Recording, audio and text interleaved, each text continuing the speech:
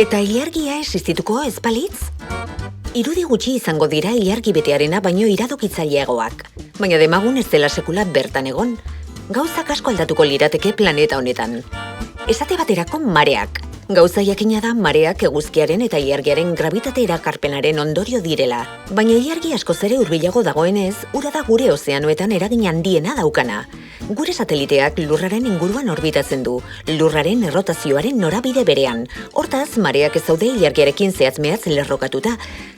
Eta desfase horrek pixka bat moteltzen du lurraren errotazioa. Ilargia existituko ez balitz, mareak askoz ere ahulagoak izango lirateke, eta gure planetaren errotazioan izango luketen eragina oso txikia izango zen.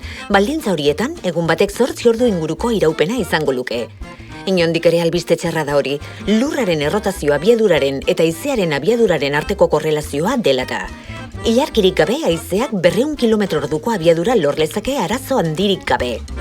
Eta hori ez da txarrena. Agur esan beharko genieke urtaroen banaketa zehatzari eta batez besteko temperatura nolabait atseginari. Lurraren ardatzak eguzkiarekiko 23,5 graduko inklinazioa daukalako gertatzen dira bi fenomeno horiek.